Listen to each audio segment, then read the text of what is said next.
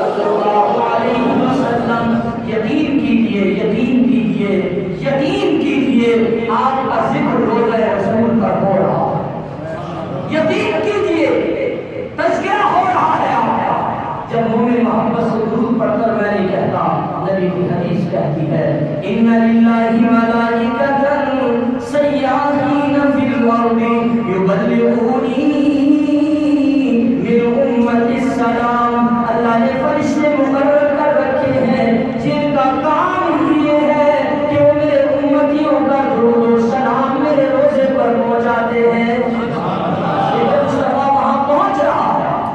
یہ درود کے لمحے یہ وہاں پہنچ رہے ہیں، وہاں ذکر ہو رہا ہے، اور جنہیں یقین ہو کہ وہاں ذکر ہو رہا ہے، جب وہ ذکر کرتے ہیں تو ان نسبتوں کی حلاوت اور مٹھاس انہیں محسوس ہوتی ہے۔ ذرا یقین سے کبھی پڑھ کر دیکھیں، اگر مٹھاس محسوس نہ ہو، اگر دلوں میں نسبت مصطفیٰ کی روحانی کرنوں کی وجہ سے اگر دلوں میں روشنیاں نہ چمکے، اگر دل منور نہ ہو جائے، تو کہنا مولوی نے ممبر پہ بیٹھ کے جھوٹ بولا تھا، میں قسم کھاؤں تو جھوٹی نہیں ہوگی۔ رب کعبہ کی قسم، جب کوئی محبت سے پڑھتا ہے تو دل ایمان کی مٹھاس سے مزین ہو جاتا ہے۔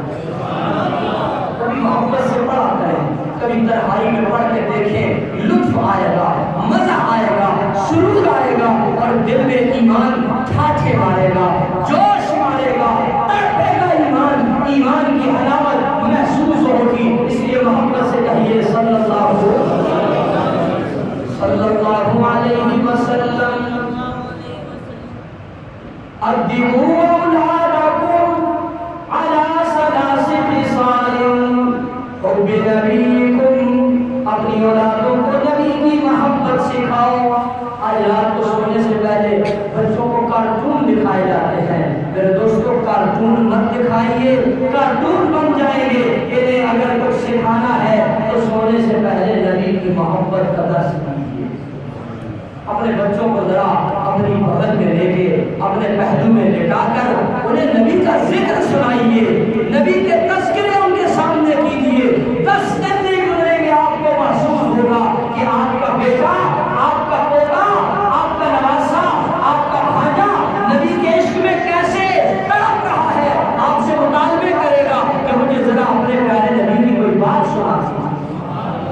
آپ سنانا تو شروع کیجیے، آپ سنا کے دیکھیے تو صحیح۔ آپ سے مطالبے نہ ہوئے تو کہنا مولوی نے جھوٹ بولا۔ یہ نبی کی محبت ایسی ہے، یہ کھینچتی ہے، یہ کھینچتی ہے۔ قرآن بھی محبتوں کو کھینچتا ہے، قرآن بھی دلوں کو کھینچتا ہے۔ نبی کا ذکر، نبی کی یاد، نبی کا تذکرہ، نبی پر درود، یہ بھی دلوں کو کھینچ کے نسبت مصطفیٰ کی لڑی میں پرو کے روزہ رسول کے ساتھ قائم نسبتوں اور محبتوں کے ساتھ جوڑ دیتا ہے۔ ادبوا اولادکم علی ثلاث خصال حب نبیکم وحب اہل بیتہ، اپنی اولادوں کو نبی کے خاندان سے روشناس کراؤ، نبی کے خاندان کی محبتیں سکھاؤ، نبی کے خاندان کا تعارف کرواؤ۔ انہیں بتاؤ نبی کے حسن و حسین کیسے تھے، انہیں بتاؤ نبی کا ابو بکر صدیق کیسا تھا، انہیں بتاؤ نبی کے عمر فاروق کیسے تھے، انہیں بتاؤ نبی کے عثمان ذو النورین کیسے تھے، انہیں بتاؤ نبی کے حیدر کرار کیسے تھے، انہیں بتاؤ اسد اللہ الغالب کی تلوار کی لگن کیسی تھی، عزت کیسی تھی، انہیں بتاؤ کہ شیر خدا سیف اللہ حضرت خالد بن ولید کی جرأت کیسی تھی، انہیں بتاؤ حضرت زرار کا میدان میں چلنا کیسا تھا، انہیں بتاؤ حضرت ابو دجانہ کس طرح میدان میں اترتے تھے، انہیں بتاؤ خولا کیسے میدان میں نکلی تھی، انہیں بتاؤ سیدہ فاطمہ کا حیا کیسا تھا، انہیں بتاؤ سیدہ زینب رقیہ ام کلثوم کا حیا کیسا تھا، انہیں بتاؤ ام المؤمنین سیدہ طیبہ صدیقہ طاہرہ عائشہ کا علم و عمل کیسا تھا، انہیں بتاؤ ام المؤمنین سیدہ خدیجہ کی وفائیں کیسی تھی، حب اہل بیتہ، نبی کے خاندان کا، نبی کے اہل بیت کا تعارف اپنی اولادوں کو کراؤ۔ کل کے آنے والے دن میں تمہیں شرمندگی کا سامنا نہیں کرنا پڑے گا۔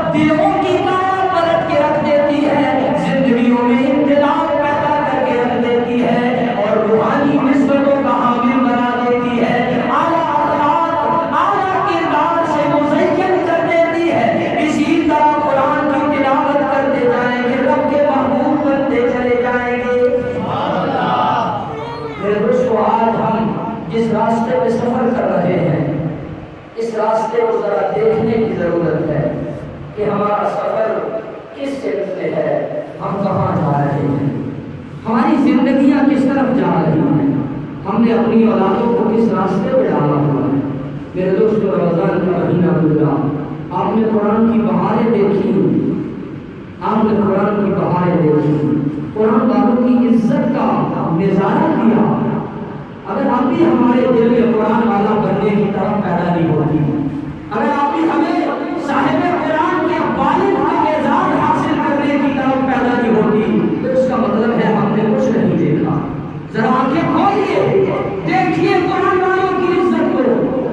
دنیا آج تک کوشش کرتی رہی ہے قرآن والوں کو گرانے کی، لیکن قرآن والے ہیں کہ وہ روز بروز عزتیں ہی پاتے چلے جا رہے ہیں۔ اور آج ہماری نظریں کہیں اور لگی ہوئی ہے عزت حاصل کر، ہم نے کسی اور چیز کو معیار بنایا ہوا ہے۔ اس لیے یہ مبارک ساعتیں، یہ مبارک گھڑیاں، یہ رمضان کا مبارک مہینہ، یہ کلام اللہ کی بہاریں، یہ کلام اللہ کی رونقیں، یہ ہمیں دعوت دے رہی ہے کہ اپنی نسبت قرآن سے جوڑ دو۔ اللہ تمہاری دنیا کی زندگی کو بھی سنوار دے گا، بنا دے گا، تمہیں سکون عطا کر دے گا۔ اور جب اللہ کا سامنا کرو گے، رسول اللہ کا سامنا کرو گے، تو وہاں بھی جا کے تمہیں لطف آ جائے گا۔ قرآن والے راتوں کو سنتے ہی جاگتے رہتے ہیں، راتوں کو عبادت کرتے ہیں، دن کو قرآن کی تلاوت کرتے ہیں، اور کل قیامت کے دن اللہ کے دربار میں جب حاضری ہوگی، جب دل مر رہے ہوں گے، قرآن والوں کے دل زندہ ہوں گے۔ جب لوگ سارے بیمار گھوم رہے ہوں گے، قرآن والے اللہ کے پڑوس میں اس کی عرش کے سائے تلے بیٹھے ہوں گے۔ اس لیے اپنی نسبت قرآن سے، صاحب قرآن سے جوڑیے، کلام اللہ سے جڑ جائیے، رسول اللہ سے جڑ جائیے۔ اسی میں کامیابی ہے، اسی میں عزت ہے، اسی میں راحت ہے، اسی میں دنیا اور آخرت کی سرخوری ہے۔ میں آخری بات ذکر کر رہا ہوں، رمضان کی مبارک